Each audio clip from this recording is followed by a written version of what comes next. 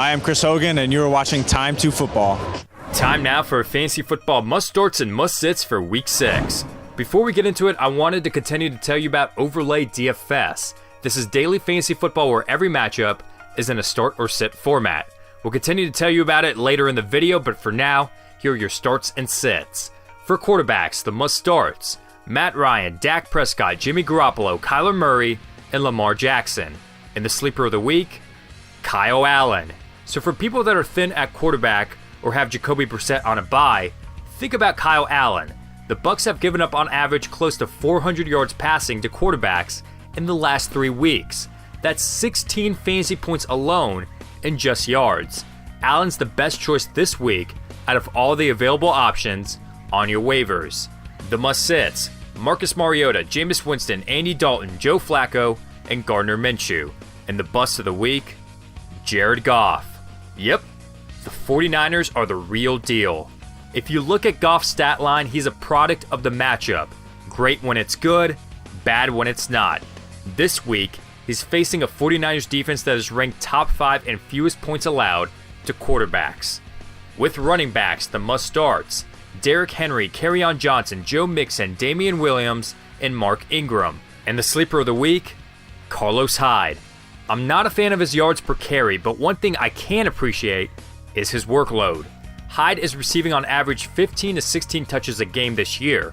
The Chiefs have allowed a 100-yard rusher in 3 straight games. Hyde will be a good flex play this weekend. The must-sits: Ito Smith, Jalen Samuels, Raheem Mostert, LaShawn McCoy, and Phillip Lindsay. And the bust of the week, Jordan Howard. The Eagles want to feature Jordan Howard as the lead back, but they're still finding themselves spreading the ball around in the backfield. A timeshare is a bad mix against the Vikings defense that has allowed a 100-yard rusher just one time this season. Wide receivers, the must-starts: Calvin Ridley, Larry Fitzgerald, Stephon Diggs, DJ Moore, and Mike Williams. And the sleeper of the week, Marquise Brown. So this matchup against the Bengals is interesting. The numbers will show that Cincinnati is good against receivers, but that's a little skewed. The Steelers and 49ers both emphasized the running backs instead of the receivers, so there wasn't a need to pass much. Take those games away, and you have a Bengals secondary that is still one of the worst in the NFL. Marquise Brown is a starter for me. The must-sits: A.J. Brown, Cortland Sutton, Jarvis Landry, Brandon Cooks, whether he's healthy or not, and Robbie Anderson. And the bust of the week, DJ Chark. Just like Marquise Brown, you'll have to go a little deeper than just the numbers. The Saints are ranked in the bottom 5 in fantasy points allowed to receivers, but in the past 2 weeks, Marshawn Lattimore and the Saints secondary have kept the opposing team's number 1 receiver in check. That includes no receptions allowed to Mike Evans last week. Chark has been incredible, but look at other options for this week.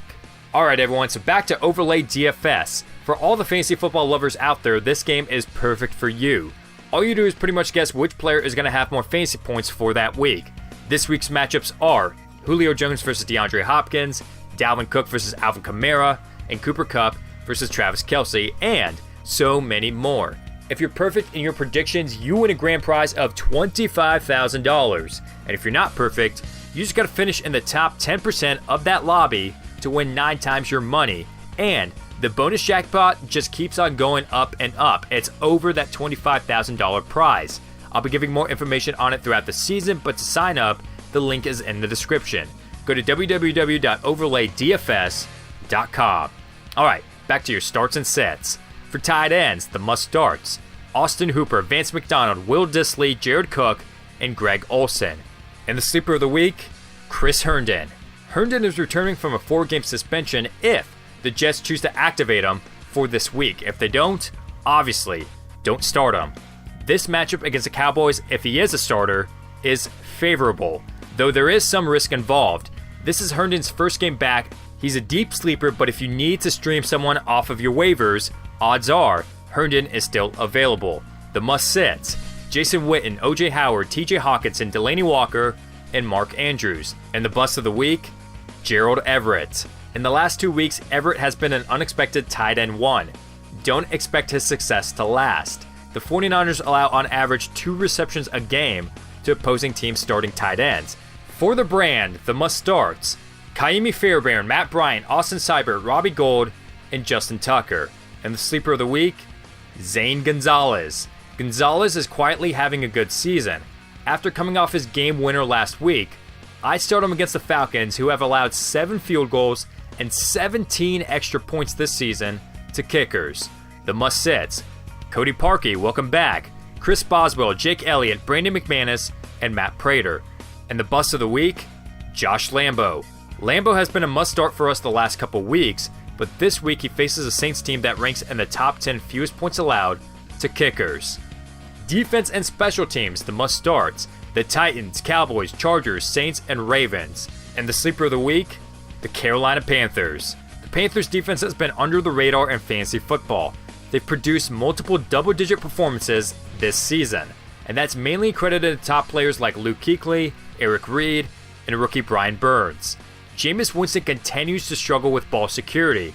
The stats won't show it, but last week, the Saints dropped 2 potential interceptions, so just know that turnovers are happening in this game. The must-sits, the Browns, Buccaneers, Packers, Jaguars, and the Texans. And the bust of the week, the Philadelphia Eagles. Philly was tremendous against the Jets, but that was the Jets. Prior to that game, they were one of the worst pass defenses in the NFL, and with the Vikings emphasizing the pass more to make everyone happy, the Eagles defense shouldn't be in your lineup.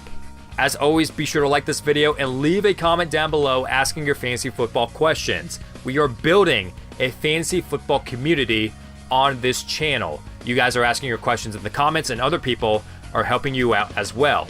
I try my absolute best to respond to you guys, but if I can't get to you, other people will help you out. And as always, be sure to check out www.overlaydfs.com to play daily fantasy football. Thank you guys so much for watching this video, and best of luck in Week 6.